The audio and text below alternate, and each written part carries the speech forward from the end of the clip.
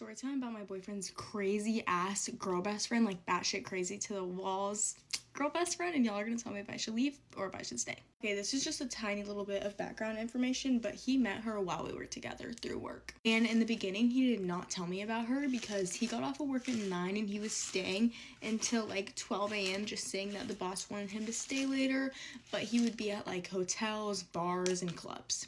And then I finally confronted him about it. I was like, what are you doing till this time? Because I know you're not staying at work, and I know you're not going to the club or the hotel with your boss. Like, the bar is a little bit believable here and there, but it was like getting consistently almost every single time he was working. So when I confront him, he was like, I was just scared to tell you because I didn't want you to get mad, but I met this girl through my work and she's super sweet, but she's just my girl best friend. It's nothing like that. Also, I forgot to add this in, but they were consistently texting and FaceTiming at night after he told me. And they did not allow me to hear their FaceTime calls. Like, he would go downstairs to the living room and I was not allowed to go down there. And like, he put a camera up to where he could see if I was walking down the stairs. We're gonna name his guy best friend Matt. He was like, Matt is also best friends with her, so I promise you it's nothing like that. So I was like, whatever, let me meet her. So we all planned to go to dinner and I meet her and she's just being super suspicious, refused to sit on the other side of the table with Matt. She had to sit next to my boyfriend. So my boyfriend was like, why don't you go sit on the other side with Sarah so you guys can get to know each other a little more. She still would not talk to me until at one point she like leaned over to the side of me and whispered in my ear and said, if you stop him from being able to see me, I will come for you. Excuse me? Excuse me. So it comes for the time to pay, and for some reason my boyfriend pays for her but doesn't pay for me. So then his guy best friend gets a little confused. He's like, why aren't you paying for Sarah? So then Matt pays for me. I also forgot to add in this part, but when it was time to leave, she got up and gave him the biggest freaking hug and gave him a kiss on the cheek, and so did he, but she didn't give one to Matt.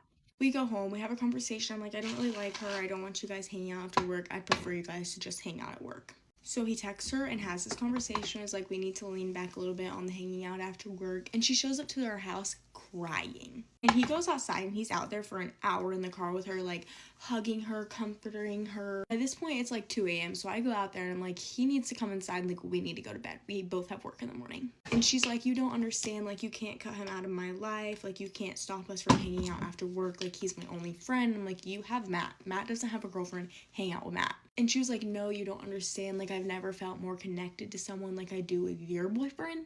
At this point, I'm just like, whatever. Y'all can hang out 2 times a week after work. No more. And we have date night every Wednesday. And I told her that. He told her that. We made that very clear. She makes plans to hang out with him on Wednesday. He says that he cannot come after work. Okay, for some reason on this particular Wednesday, her car was in the shop and wasn't working. So my boyfriend had to give her a ride home. And once they got to her house, she starts threatening, like, oh, I'll kill myself if you leave, like, please don't leave me all myself, and just a bunch of crazy stuff. And he stays, and he didn't end up getting back home until like 4 a.m. the next morning, and he keeps like apologizing to me, and like, I don't know what to do, if I should break up with him or if I should stay and give him another chance, but he has to cut this girl best friend off. So yeah, let me know what I should do, guys. Bye. Okay guys, I preferably don't like to make part 2s about situations, but I think I just have to on this one. So basically, they both saw the TikTok and messaged me. I mean, obviously he's my boyfriend, but they messaged me in a group chat. And they were pretty much like, you have to take this down, blah, blah, blah, blah, you're blowing it out of proportion. And then they were like, let's all meet up and have a conversation after work. So I was like, you know what, fine. I went in with the mindset, like, she can have him. I'm not going to sit here and argue over a man with her, especially when he's not respecting my boundaries. Anyways, so I show up once they got off of work. She's bawling, crying about how I didn't ask permission to blast them online when I didn't even say their names. But Matt actually came to this conversation because I invited him so he could be like the divider, because I'm not about to get ganged up on. And I pretty much was like, I am his girlfriend and you're his friend. There needs to be some boundaries or you can have him. I was like, you guys are not respecting my boundaries at all, and you are not respecting our relationship boundaries. And he immediately started apologizing, and he was like, she's right, like, we need to stop hanging out. Like, I told you I had a date night the other night and you pulled that crap on me. And she started pulling out the card like, I'm gonna myself again. And like, he started comforting her and apologizing to her, and I was like, okay, I'm done, you can have him. And my boyfriend was like, no, like, I'm not doing this. I cannot continue to be your friend. I will see you at work, but we're not hanging out outside of work anymore. I don't care if you have car issues, find another ride. So we kind of ended it there, and then we left and we went home. Guess who shows up at my house? Her. came to my house bawling and was like, please just let him be my friend, like we can all be friends, like there won't be any more problems. And I was like, no, he is not your friend, I am not your friend. She immediately started saying again, and I said, then we will call for you to get help. And then my boyfriend came out and started hugging her and comforting her again. And I was like, what are you doing, dude? Like, what are you doing? And he told her that they could still be friends and that they'll still hang out after work. So she finally decided she'd leave. So we go inside and I'm like, why are you doing that? I just told you that if you did that, I'm not going to continue to date you. And he was like, no, I promise I'm not actually going to hang out with her. I just wanted her to get out of my guard. And now we just wait it out and see, and if he actually does fall through with that. And I told him that he cannot go to any bars after work anymore, any hotels, nowhere. When he gets off work, straight home. I know that's definitely not what any of you guys wanted to hear, but I think everybody deserves a second chance, and once you mess up your second chance with me, you're gone. I'll let you guys if anything else happens. Bye, guys. Okay, guys, get ready with me. I'm gonna give you guys a little update on the situation. Also, ignore my freaking forehead. It's so irritated right now because I just picked up my skin. So after she like left our house or whatever, an hour or two went by, and she texted him and was like, let me know when you leave Sarah's house. And I was like, respond back and let me see like y'all's previous texts. He immediately flipped out and like deleted all their messages and wouldn't let me read them, so I was like, whatever. Kinda just let it go because like, what are you hiding? And I was like, reply back and say okay. And then like 15 minutes later, like we replied back and we were like, okay, I left to see like what she was planning on doing. She ended up showing up at my house when he texted and was like, okay, I left. And she like knocked on my door and I was like, what? By the way, he didn't leave at this point. He was just sitting in the other room, and she was like, let's just make amends so that, like, we can all hang out and be friends. Like, I don't even have to hang out with him alone. Like, we can just hang out in group settings. Like, let us hang out after work. And I was like, no, bye. And yeah, she left. And then I had him block her number, and he blocked her number, and then they had work this morning, and I texted Matt, and I was like, let me know if they talk to each other, if anything happens, because Matt also works there. And he told me that they kind of talked, like, majority of the work time. Sorry, guys, I'm putting on more bronzing drops, because I feel like the first little bit did nothing. And I was like, let me know if they meet outside or, like, hang out in the car for a second, but they didn't. He, like, immediately left work and came home. So, yeah, I am a little pissed off about the part where he, like, literally went and deleted all their texts and, like, didn't let me read them, because now I know that he was obviously hiding something, which I kind of already knew he was, but I'm just gonna give him his chance and see what happens. Okay, bye, guys. This is part 1 of how I got pregnant by an inmate that I met off TikTok on our first visit. This is just a disclaimer. I don't need anybody in the comments telling me that I'm stupid, telling me that I'm dumb. Like, we all make mistakes. We've all done something like this. It's life. It happens. So I want to say back in probably May of 2024, I was scrolling on TikTok and I seen said inmate. And when I tell y'all, he caught my eye because not only was he fine, he was silly and funny too. So I said, I'm gonna download this app and I'm gonna hit him up. This is the video right here, Pop. Try to catch all these childish. What do I do? After that time passed of us getting to know each other, us talking, going through the work, we decided that we were gonna be exclusive. We were gonna be serious. I really liked him. He really liked me, and it went on from there. So we were talking for about maybe 6 months before I decided to go and see him and get approved to get on his visitors list. And mind you, if you have anybody who's incarcerated in Ohio, you know that's a whole process of trying to be an approved visitor on somebody's list. So I got approved to get on his list or whatever. And about, I want to say a month to it took 2 months for me to actually go see him. So I get to the visit to go see him. He looking at me, I'm looking at him. He looking good, I'm looking good. And he like, damn, you look better than your pictures. And I'm like, same, like, you look good. Like, you look better than the video visits and the pictures that we had exchanged and seen of each other online. So we hug each other. When you're inside of the room, this is the inmates right here, and then these are the people who are walking in to come for the visit. So you have to line up, and then the inmates are lined up. So we're facing each other like this. So we get to walk in, give each other a hug, kiss, whatever. Then we go sit down at the table. If you order food, you get your food. If you want to take pictures, you can take pictures. If you want to go to the vending machine, you can go to the vending machine. But the whole thing is, if you and the inmate aren't taking pictures, they have to stay seated that whole entire time. Right? So we're in there, we're sitting down, playing our game, eating our food, just really enjoying each other's company and really just getting to know each other in the physical. When I tell y'all the craziest thing happened, like It was so insane. It was so fast. It was so quick. I still can't believe this to this day. I still can't believe that I'm in this situation. But hey, God give me lemons and I make lemonade all the time. But a super big fight between, I want to say, an inmate and a family broke out, and all of the COs and security had ran over there, and they were all focused on that situation trying to break the fight up. So, you know, me being me, I was like, I'm about to go in the bathroom. He like, shit, I'm about to follow you in there. And I'm like, what's up? What you trying to do? He said, what you trying to do? Hurry up and go before they see us. So I go in the bathroom, y'all. We're in there for maybe a good 15 minutes because we were scared to come out, y'all. I kid you not. So we in the bathroom. I pull my pants down. He munching. When I say munching, I mean certified eater on my mama. So we do what we do, or whatever, and I'm like, where did you come at? And he was like, well, what you mean? I'm like, where did you come at? He was like, in you. I had almost passed out. I was like, why didn't you pull out? He was like, what you mean? I thought you said you wanted to marry me. I thought you wanted to be with me. I'm like, yeah, but that didn't mean leave it in. So here we are, me being 2 months pregnant. I find out the gender in, I want to say, 6 more weeks. And yeah, that's how it started. And everybody's asking me like, well, how is he going to support you and the baby while he's incarcerated? I don't know. All I know is that I have my Cash App in my bio. I have a GoFundMe linked in our bio as well. But I don't know how he's going to support us. Dude, like, I don't know. And then not only am I pregnant with 1 child, I'm pregnant with 2. I'm having twins. So everybody is like, get an abortion, and I don't believe in abortions. And then the craziest part about this all is that he still has 15 years left on his sentence. So I'm just gonna have to make the best of this, and hopefully the internet supports me throughout my pregnancy. Maybe I could get enough donations. The baby shower and gender reveal that I want is totaling to, I want to say, $12,000. So I'm gonna put my GoFundMe up and my Cash App to just get a little support and see if the internet helps me out.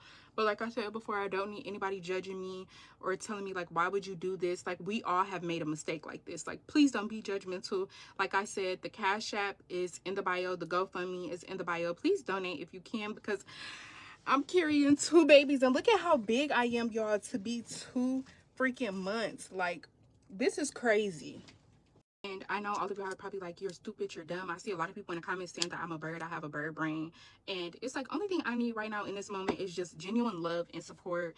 Like I said, if you could donate anything to help me, that would be perfect. Like I said, I don't have a job. He works in there. I want to say he's the porter, so he only makes $18 a month. So if y'all can help a girl out, perfect. But if not, I get it. I know what I did is messed up. No, I'm not having an abortion. Like, I just don't believe in that, and it is what it is. And to make the situation worse, my family does not know that I'm pregnant by a man that's incarcerated. They don't even know that I'm pregnant at all. So I don't even know how I'm going to tell my family that's supporting me that I'm pregnant by somebody that's incarcerated with twins. Leave out the most important part. So when I tried to leave him, this is when he sent me boohoo crying. Like, look at this. Like, can you please not give up on this, please? For real, I know I told petty lies and all that shit. Me and you, Taylor, for real. I really love the fuck out of you. Everything in me. For real, I fucked up, you feel me? Alright, bro. I'm mad at me, but damn. Don't leave me, for real. I love the fuck out of you. Then after that, I really didn't want to get rid of my babies. Like, who want to get rid of their babies? After falling in love with somebody, meeting them, y'all have your interaction, you get pregnant, and then we did have like a little mishaps in between, and I told him I was gonna leave him. I was getting rid of the babies, like, you know, forget him. And he sent me that video, and that really made me feel like, I'm not getting rid of my kids, and I love my man, and I'm gonna marry him. And y'all have to stop judging me like y'all haven't did this before. Y'all haven't been in a situation like this before. This is crazy. Okay. Part 1 of my 17 series story time.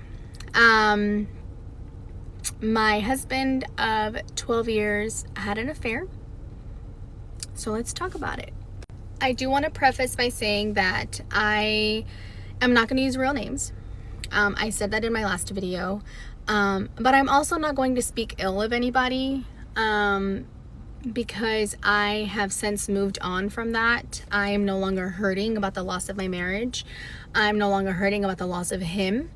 Names are going to be very generic. John and Jane. That's it. John Smith, Jane Doe. Like, I don't want to go into detail about their names and not speak ill of them. I'll let you make your own opinions on their character based on the story that I'm telling you.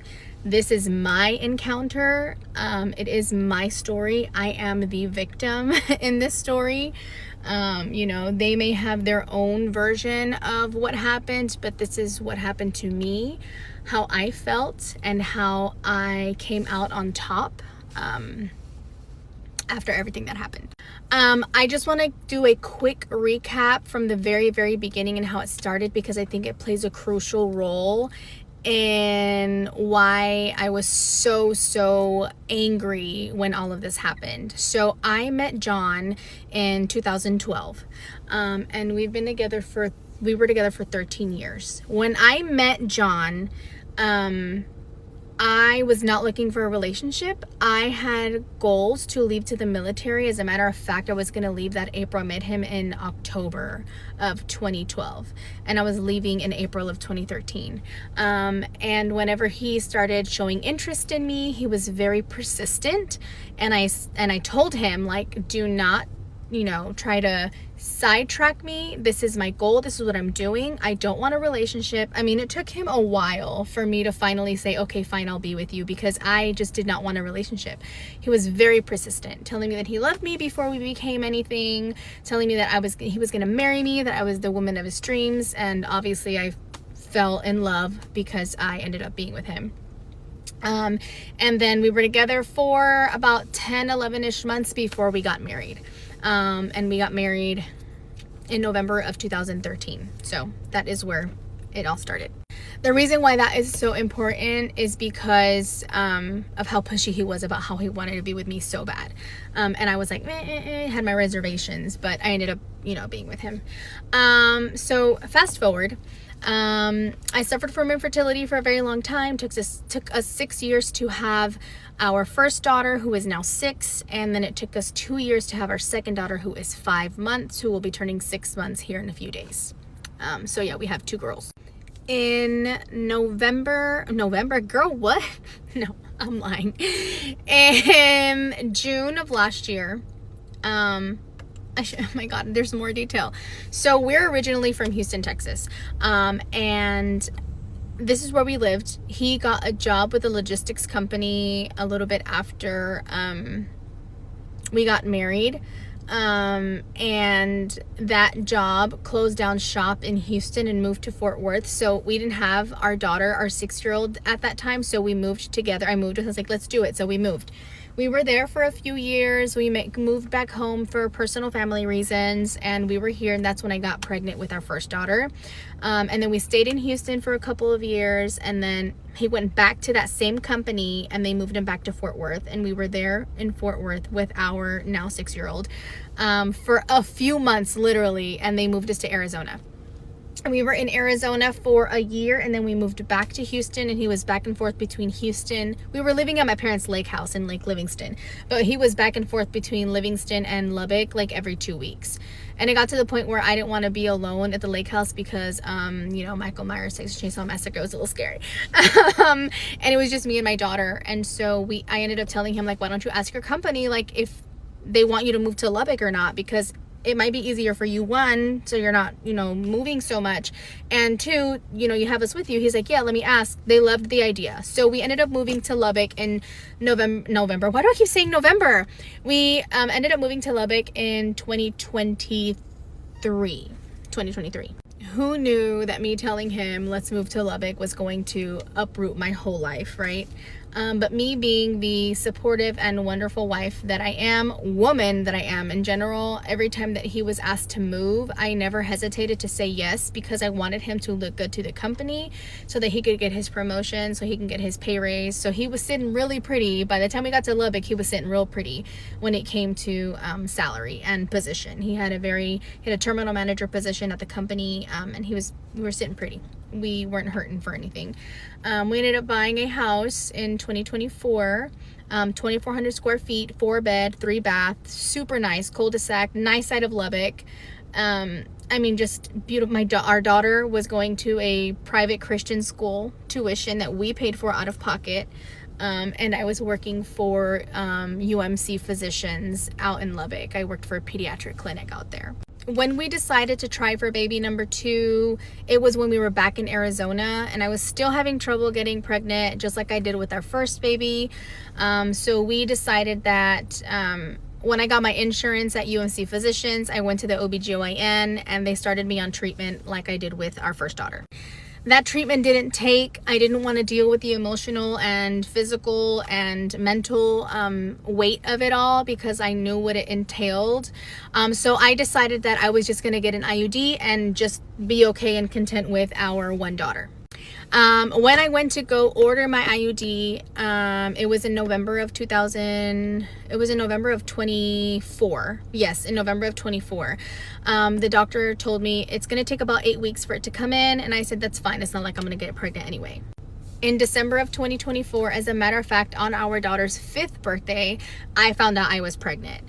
So it was a shock. We were shocked. We were like, what the heck? That's insane. Okay, it is what it is. I showed him. He was like, okay. His reaction was a little dry, but I didn't really think anything of it, because John is not very emotional in any way, shape, or form. He's very stoic, very dry. He really only showed his true colors whenever he was alone with me. So a lot of people thought he was like an a-hole, but that's just his nature. So yeah. Ended up getting pregnant December of 24 and had the baby August of 25. So literally last year. Throughout my whole pregnancy, I didn't really feel like I received a lot of support from him. I felt like I had to do a lot of it on my own. But he's not very detailed anyway, so it didn't really feel weird until about June. Like June of last year, I started to feel a shift in his energy. And when people start to move different around me, I pick it up very fast. And I'm gonna call you out on it. So I kept asking him, like, why are you acting different? What's wrong with you? Do you still love me? Like, are you okay? What's wrong? At one point I thought he was going through a midlife crisis. Then I thought he was stressed out because the baby was coming, and he's always had this toxic relationship with money, and I just figured that he was just worried about finances. I figured then he was stressed about the baby, adding another mouth to feed. Like, I was just trying to find excuses to why his behavior was acting different, but he never really gave me an answer. Until about July, when I kept asking him and pressing him, he finally was like, I just love you different. That was his answer to me. I just love you different. So, you know, been with this man for a very long time. I'm pregnant with his baby, and his second baby, and he just says, I love you different. And I'm just like, that's not how that works. You don't just fall out of love with somebody or love somebody different. So he basically went into detail talking about that he doesn't love me like his wife. He loves me like the mother of his children. And I was like, right? So yeah, that was me at the time. That then turned into needing space so he could think about things, because he didn't know if he had the, you know, emotional capacity to continue to love me, because he just loved me different and this, that, and the other. So we started talking about separation. Mind you, this happened a week before I had the baby. A week before my C-section was scheduled, he dropped this bomb on me. Mind you, I didn't know about all the other stuff. This was just one piece of the whole truth that happened over time. So at this point, all I knew was that my husband didn't love me anymore. There was nobody else. He swore up and down, nobody else, nobody else, nobody else. And then he just fell out of love with me. And I was like, okay, so I got to figure out what I'm going to do. So I called my parents. I told them what happened, because my parents were flying from Houston to Lubbock to be there for the birth of baby number 2. And I had to explain to them what was going on, because the energy was very off at home. So they found out. They were very shocked. Everybody was very shocked. Everyone that I told about this was very shocked. But that is part 1 of my husband cheating on me. Come back for part 2.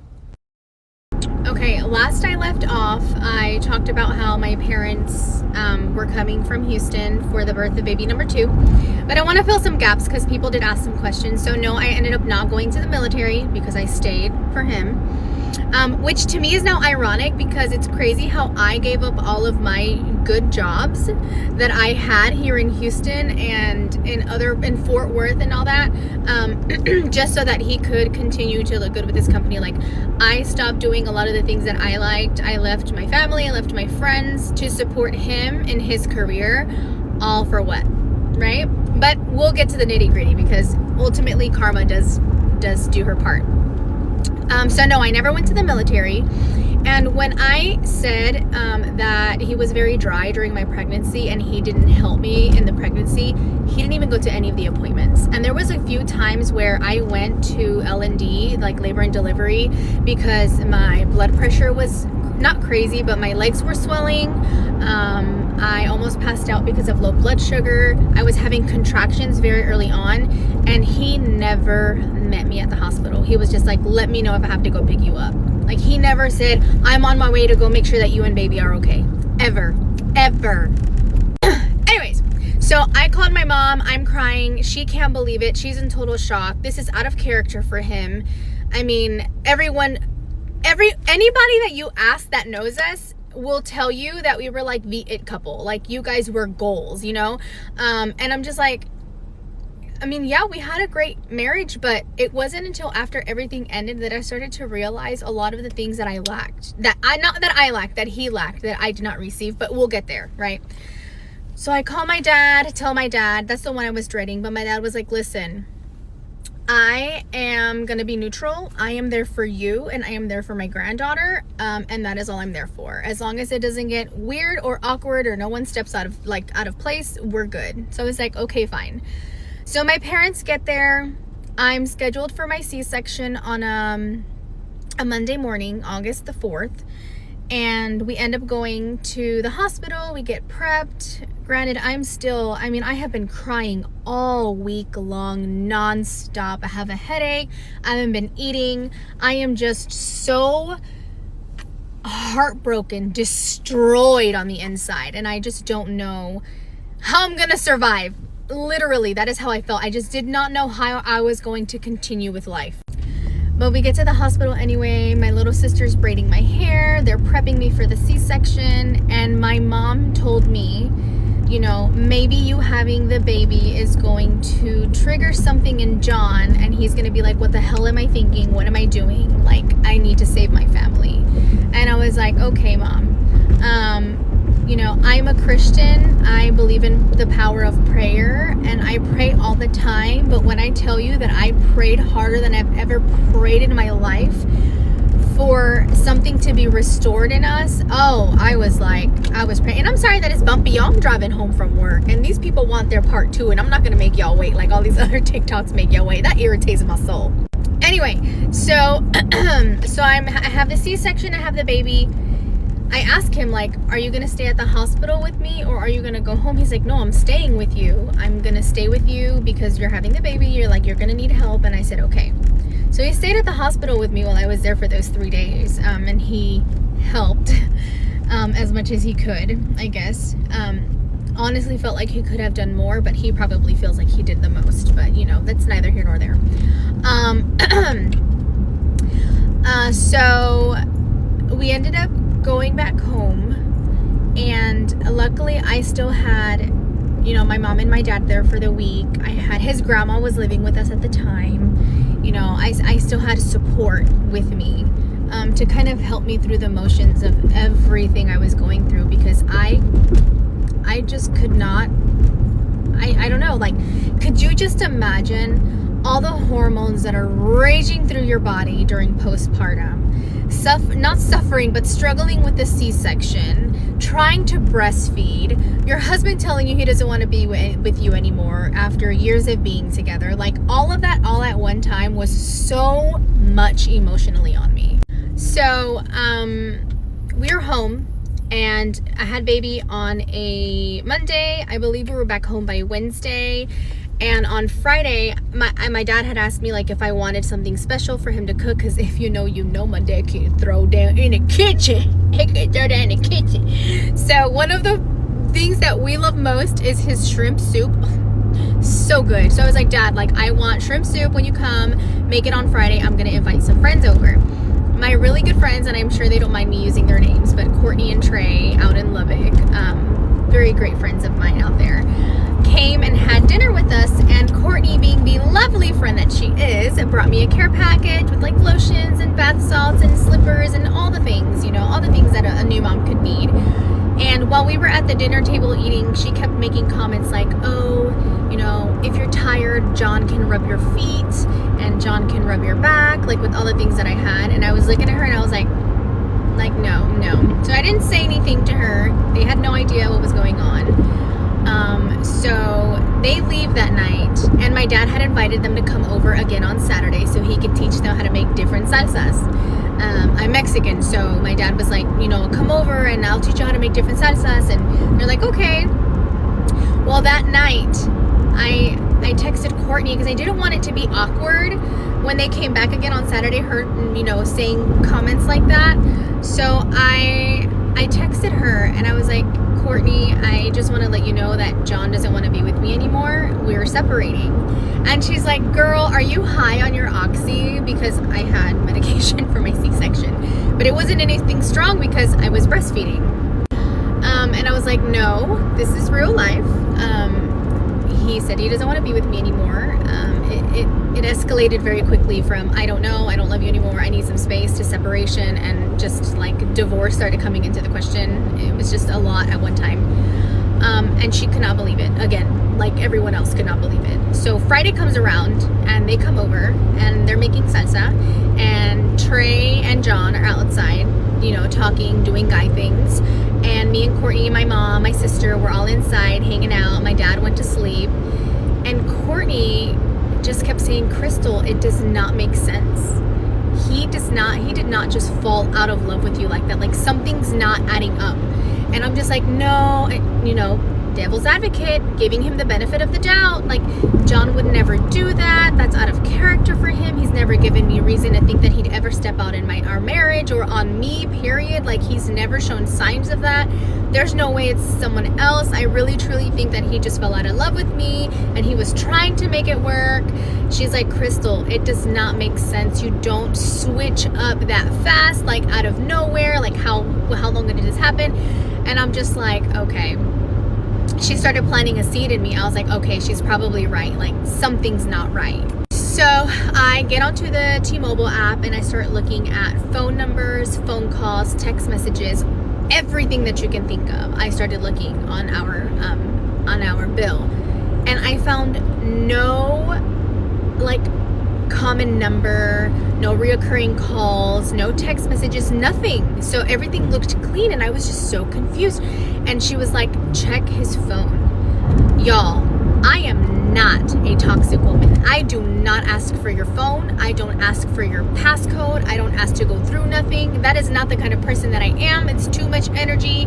If you don't trust somebody, just don't be with them. That's my mentality. So I've never asked for his phone. So when she told me go through his phone, I was like, I've never done that.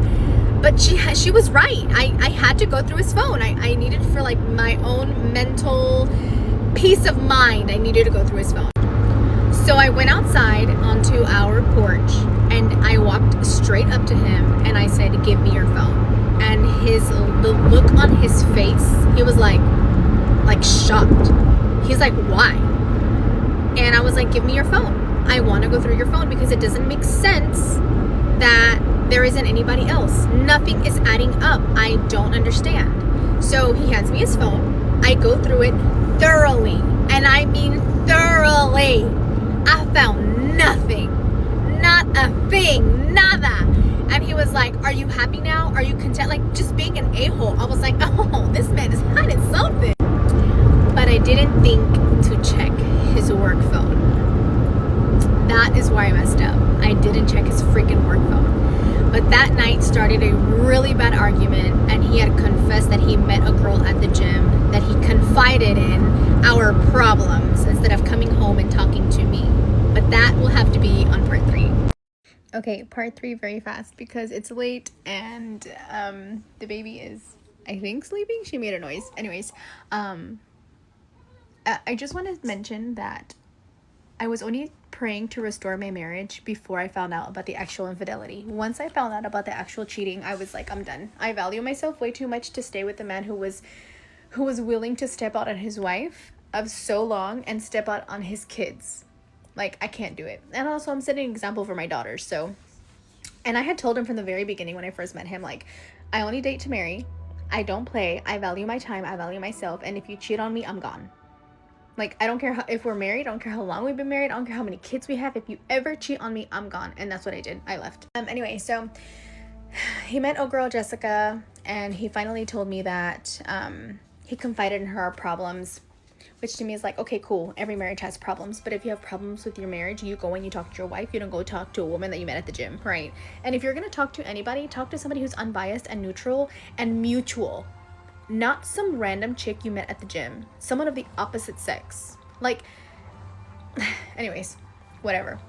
It makes me mad because in any situation, in any relationship, why would a man want to go talk to a woman at the gym while your wife feels like a whale at home? I'm just saying. Sorry, it's funny now. We can laugh about it now. But yeah, anyways. So, sorry, not a whale. Okay. Whew.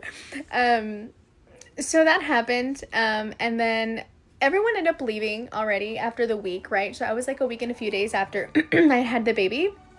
And everyone already left. And sorry if you guys hear Harry Potter in the background, but it's playing and I like it. Anyways, everyone had left. And so when everyone left, I felt very lonely. And that's when like the depression really set in.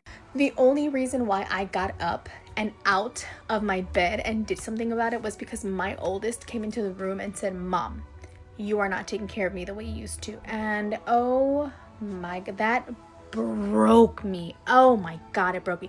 And that was like that was my sign to get up and do something about it.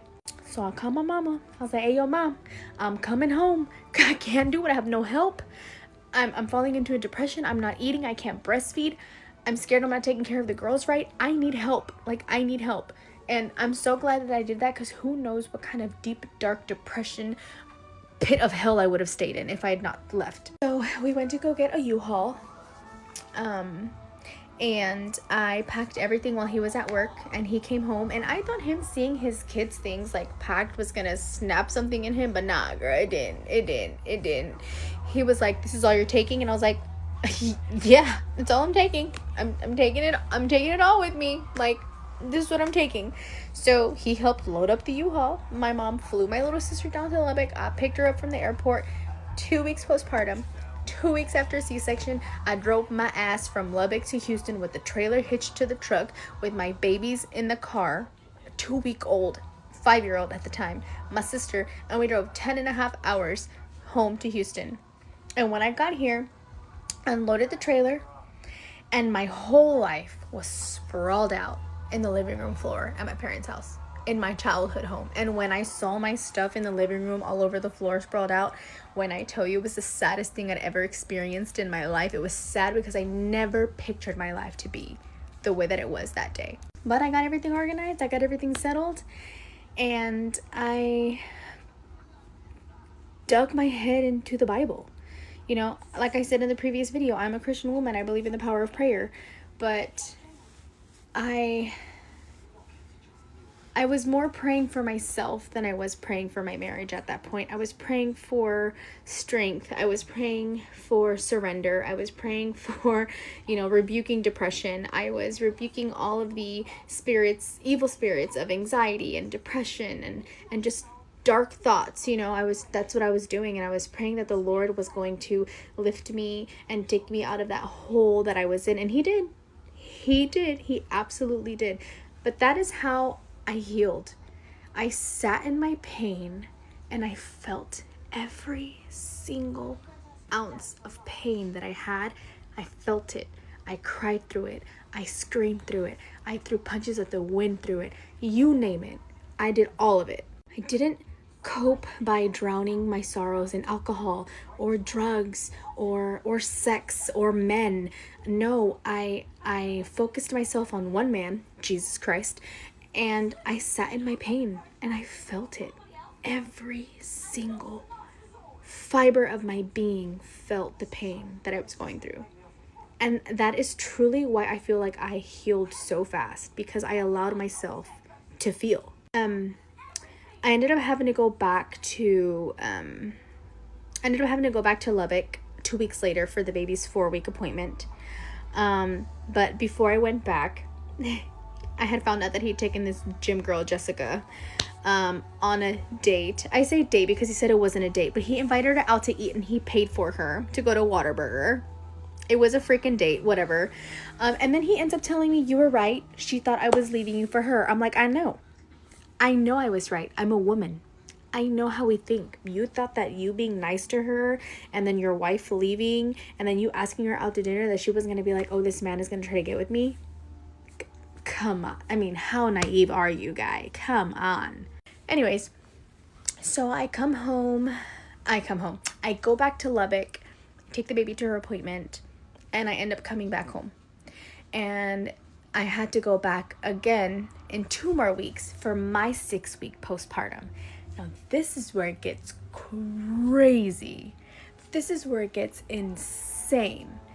So he ends up telling me that there is another woman, and it was a woman at work, Miss Jane, okay? And what irks me more than anything is that this woman knew about me. This woman knew about my oldest, and this woman knew I was pregnant. Everybody at his job knew about me. He had been with this company for a very long time. His boss knew about, as a matter of fact, his boss and his boss's wife and us were close. We would hang out and go barbecue at his house. We would go to tailgate with each other. We would go to Texas Tech to go look at like the drone shows. Like, we would hang out outside of his job.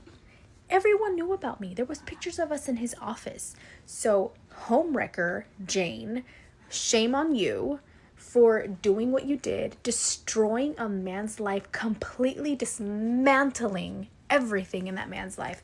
For what? But we'll get there. Anywho, so yeah, he ends up telling me that there is another woman and that the feelings just happened, and then nothing has happened between them. That it's just feelings, and she doesn't know that he likes her. He's spilling the beans to me, and I'm just like on the other phone like, so like my healing process had already started, and then he just gone and ripped the band-aid right off and poured alcohol back into the wound, and I was like, great, here we go again, starting all over again, because now there is actually an affair. He didn't claim, oh, the baby's crying, hold on. Yeah, so I end up going back for my 6-week postpartum appointment. I had to go back because I had my IUD ordered and it was going to get placed, so I had to go back to my OBGYN over there. And while I was there, this is where crap hits the fan. I mean, it gets absolutely insane. And this is the week that I was like, oh, I am done. I had already decided that I wasn't going to try to restore my marriage because infidelity, but this week solidified my decision because, like I said, I don't want to talk ill about John, but he was a complete monster. I did not recognize this man. The things he was saying to me, I'm not going to repeat. I said I wasn't going to speak ill about anybody. He was saying some really, really bad things to me. I'll say some things that are not too bad, but still hurtful. Kind of like, I wish I'd have never married you. I wish I'd never gone after you. I wish I'd never met you. I wasted my time. Me da asco cuando dice que eres mi esposa. Basically saying he's repulsed every time that I said that I was his wife. It was just, just things like that, and some worse, really. But my part 3 is about to end in like 40 seconds. And the next part is going to get so good because this is when I start seeing a huge shift in me, and how I was acting, because I gave this man so much grace, you guys. Y'all don't understand. I went and looked for apartments with him. Okay. So that he could, I was way too nice. But we'll get there. Part 4 tomorrow because it's late and there's just a lot of detail that goes into that, so stay tuned. I'm sorry, you guys. Okay, I do have a peanut gallery with me today. I have one of my coworkers in the car with me, but I was already starting my story and I wasn't recording, and then she whispers, it's not recording, and I'm like, so why'd you whisper? And she said, in case they hear me.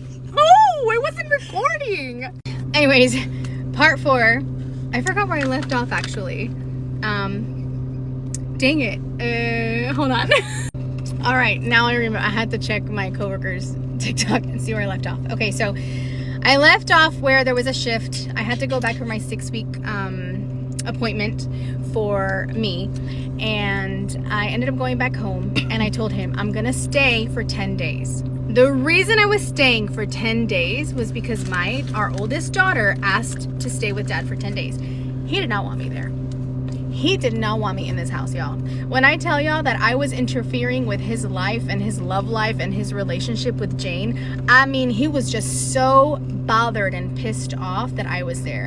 And, you know, I had a friend, my very good friend Liz, told me, you know, the light in you and the spirit of Jesus in you disturbs the demons in him. Which, if you are a Christian and you believe in the Lord and you try to follow the Bible as closely as you can, we're not perfect, we don't always do. You know that whenever somebody is battling with something that is not of Jesus, there's demons involved. Anxiety, depression, alcohol, infidelity. Like, all of that has demons involved in the action. And so the spirit that I had in me was disturbing the demons in him, because I mean, like I said, I did not recognize this man for nothing, like at all whatsoever. And the way that he was acting towards me while I was there for those 10 days was just ugly. It was just ugly.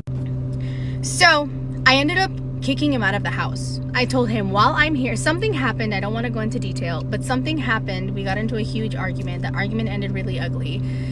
And I felt he chose Jane over his daughters, which he did in the beginning very, very often. He doesn't see it, but he did. Now he doesn't. He's a great dad. I'm not going to steal that from him, take that from him. He's a great father. He's very active in their lives. But at the time when he was blinded by this woman, he chose her a lot over his kids. And the argument ended so bad that I told him, you need to get out of this house. I'm calling the police. So I called the cops. He had already left. While he was gone, I got all of his things together. I put them nicely outside. I even packed stuff in bags for him, all the things. I placed them nicely outside, and I said, you have to come get your things off of the driveway, because I don't want you here while I'm home with my kids. Like, I want you out of the house. He then proceeded to call the police, saying that my wife is throwing my things outside. I was not. I had video proof. My wife is throwing my things outside. She doesn't even live here. She lives in Houston. Mind you, the house is under both of our names, so it's not like he can kick me out of the house. And I can't kick him out either, but I did tell the police that y'all finna be out here all night long, because he's not coming in this house. I don't want him in this house for XYZ reason. And so he ended up leaving. I said, I don't care where you go. Go to Jane's house. Go stay with Jane. But you're not going to stay here while I'm here, because the way that you're acting, absolutely not. So he left. While he was gone, I sold everything in the house. Refrigerator, washer, dryer, couch, TVs, decor, furniture in the rooms. I sold literally anything that you can think of, I sold. And what I didn't sell, I went to go get a U-Haul, and I loaded it up in the U-Haul, and I brought it with me. And he was like, you're taking the Nespresso machine? I said, sure am. Everything that is in this house was bought with me and you, our money. If you think that you're going to have a coffee with this woman on a Saturday morning with our Nespresso machine, you are sadly mistaken, sir. So everything that I did not sell and I brought with me to Houston is sitting in a storage room, because I'd rather it sit in a storage than it be sitting in a house with them.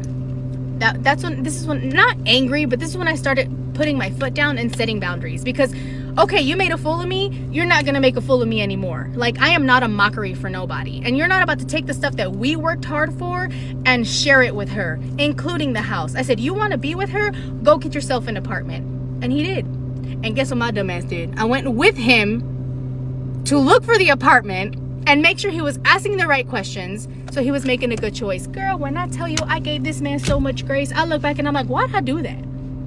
Why did I do that?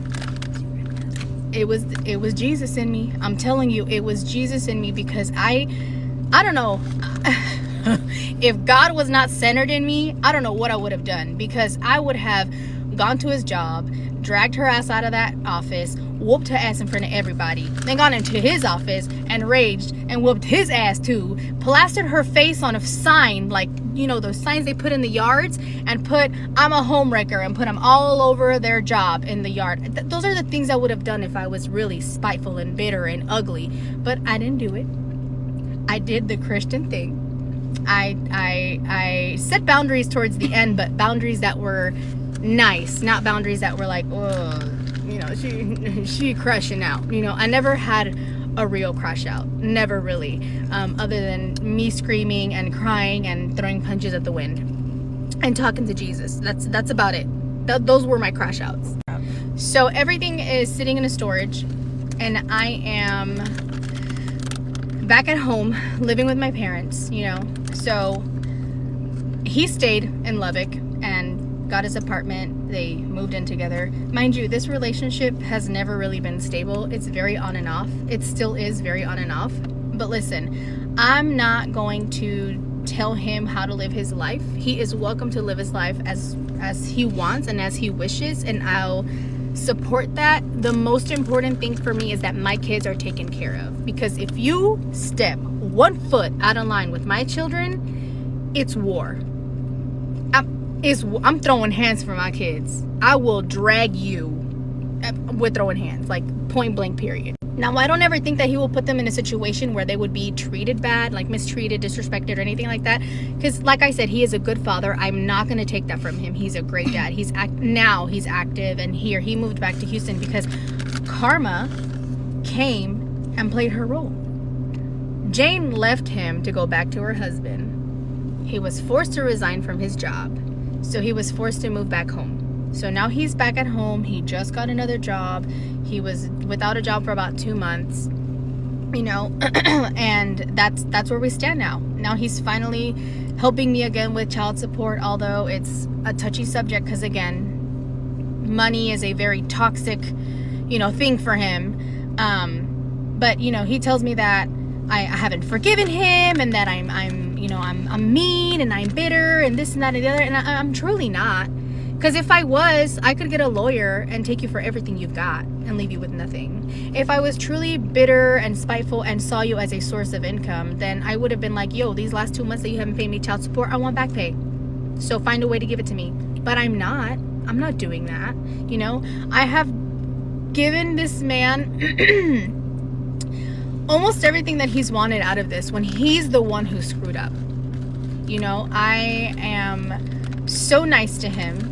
And I have forgiven him. I have forgiven him, and I have forgiven her. I forgive them for what they did. Am I going to forget? No, absolutely not. But I forgive them for what they did to me. And I will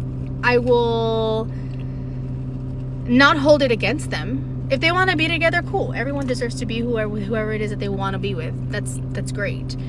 I know the woman that I am. I know the value that I hold. I know what I can offer. I know that there's going to be somebody out there that's going to worship the ground that I walk on and notice my value and not slip up and fumble me, you know? And whenever that happens. But there is one thing I wanted to add. He always tells me that I haven't forgiven him. But you tell me, okay? Y'all tell me in the chat. Chat, chime in. If I truly had not forgiven this man, do you think that I would have been okay with him bringing his mistress to Houston while they were still in Lubbock, and me dropping my daughters off to them at a hotel while they were together so they could spend the weekend with them? If I had not forgiven him, would I have allowed that? If I had not forgiven them, I would have hopped out that truck and whooped her ass right there in front of the freaking lobby at the hotel. It's what I would have done. But no, I forgave them for what they did. I don't have to live with that regret. I did everything right. Now, I'm not gonna lie. Did I have shortcomings in my marriage? Yeah, absolutely. Were there things that I could have worked on? For sure. Everyone has room for growth. I'm not perfect. But ultimately, I was not the one who destroyed this. But I'm gonna go on a part 5 because I have more that I have to say. I truly have so many stories from my childhood of being raised by an addict.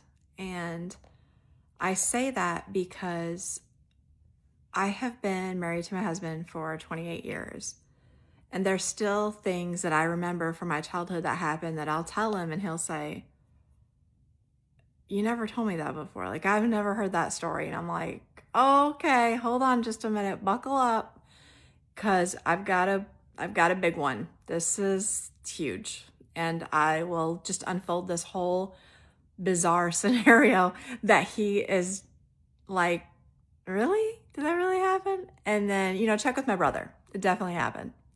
So that's the kind of stories that I wanted to share on my TikTok. Just, I don't know, I think it'll be kind of therapeutic. Just throw my stories out there, you know, see if they resonate with anyone. Stories of being raised by an addict, stories of, you know, just being raised completely feral around drugs and alcohol.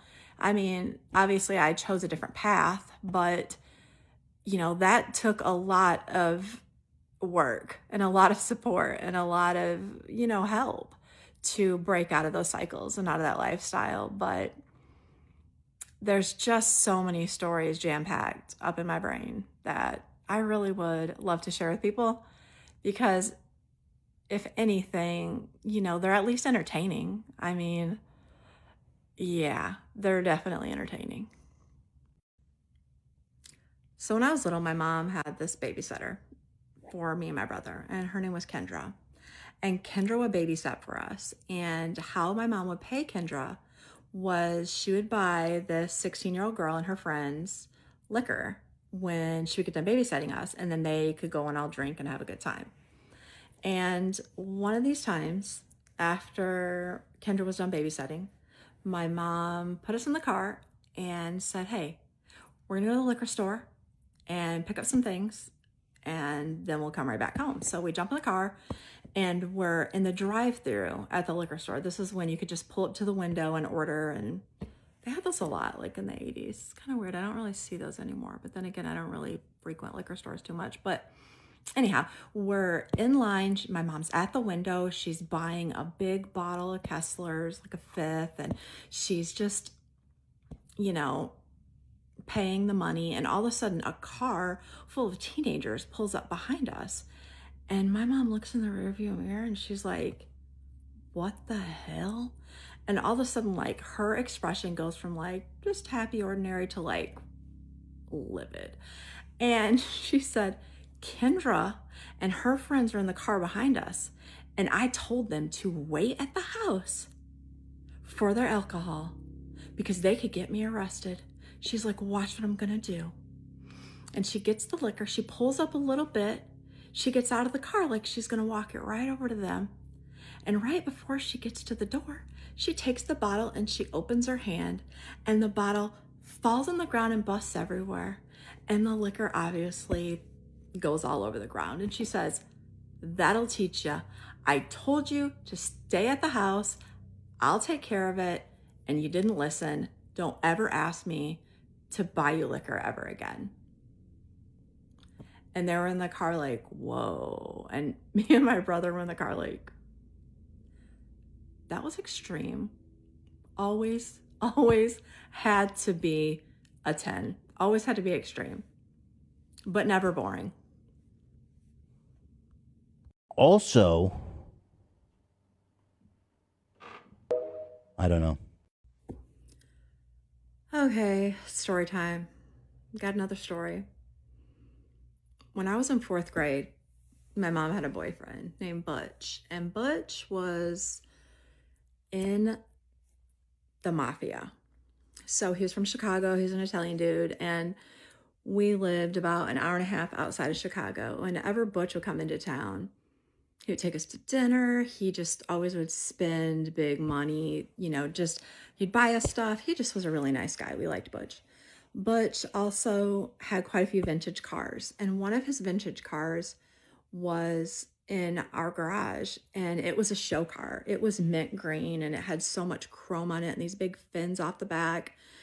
Just this gigantic windshield. It was just like a bubble shape, kind of almost like windshield. I don't know how to explain it, but this car was just beautiful, and it was stored in our garage. Well, one day after I came home from school, my mom said, hey, Jessie, I want to show you something. And I said, okay. And she said, let's go to the garage because Butch has one of his cars in there. and I want to show you what I'm going to do to it. I was like, what is she talking about? We can't even touch those cars. Like, we can't get in those cars. Like, you don't touch it. You just look at it. So she's got this baseball bat, and she said, okay, I'm going to show you what you do when your boyfriend cheats on you. And I said, what do you do with the baseball bat? And she said, I'm going to beat the shit out of this car, and we're going to start with the windshield. And I said, yeah, I don't think that's a very good idea. Like, maybe you shouldn't do that. She said, oh no, I'm going to do it, and you're going to watch, because I'm going to show you how you handle it when you get cheated on. Okay?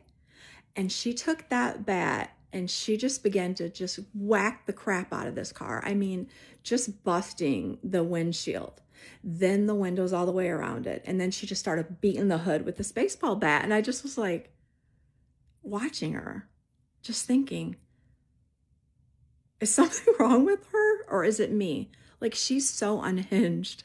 I mean, it was kind of comical, and it was also a little bit scary. It was just like, is this a training? Honestly, it was just another day in the life of my mom, just another day in the life of Gail, and her reacting to something somebody did to her, and just totally, I mean, just took it all the way to the top. So, I mean, I can't say that she made a bad decision. I don't know what the whole story was, but I'm going to guess she probably took the situation really to heart and really hard, and she thought she had no other way than to just kind of hurt him back. But still, I don't think that training was really appropriate for a fourth grader. Girls, pray for me, please. My boyfriend just went to go get a haircut, and I'm so scared. When I was in 6th grade, the office called me down. And when I got down there, I saw my dad standing at the secretary's desk, and he was filling out paperwork. And I said, hi, Dad, what are you doing? He said, well, I came to pick you up and take you to lunch.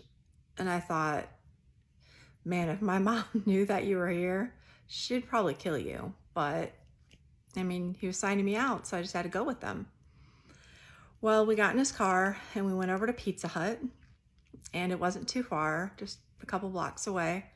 And when we got into Pizza Hut, we ordered our pizza, and he said, I picked you up today because I needed to tell you something really important, but I'm going to wait till after we eat our pizza to tell you. I was thinking, what could be so important that you took me out of school? Never done that before. I rarely ever see you. And now we're sitting at Pizza Hut like this is just like a father-daughter day out. And I mean, this never happens. So we're eating our pizza, we finish it up, and he says, okay, what I want to tell you is this is my last day in this state. I owe some really bad men a lot of money, and if I don't pay them, they're going to kill me. And I said, what do you mean you owe people money? Like who? Like, do you owe loans, or do you owe? He said, no, I owe men money for drugs, and it's a lot of money, and I can't pay it. So since I can't pay it, I have to leave the state, or they're going to find me and kill me. And when I'm gone, I won't be able to contact you, because if I contact you, you could find out where I'm at, or your mom could, and the message, the information could get back to them, and then they could come and find me again. So I don't know how long it's going to be or how many years until I get a hold of you again, but I just need you to know I'm leaving the state, and you're not going to see me for a very long time. And I was just, I think in shock, because I didn't really understand what he was saying, and also just heartbroken because I thought, I just don't know when I'm going to see my dad again. And I was just wondering, you know, what kind of drugs, and kind of a shock that he even did drugs. Like, I mean, I knew in 4th grade that he was doing drugs because he was working at the prison and got caught selling drugs to people in the prison. And that's a story for a different time, because he ended up on the front of the newspaper, and I had to go to school the next day. But anyhow, he owed these people money and they wanted their money. So he had to go and hide out. And that was when I was 12, and I didn't see him again until I was 17. So he wasn't joking. He had to leave the state, and I didn't know when I was ever going to see him again. And then, you know, that was just another day in the life of a child who's raised by an addict, or in my case, two addicted parents. Just one was more present than the other. But yeah, just another day, just pick you up for lunch. Hey, you know, I owe someone some money. They're going to kill me. If I don't pay them, I can't pay them. I'm leaving the state. I'll see you when I see you, kid. That was it.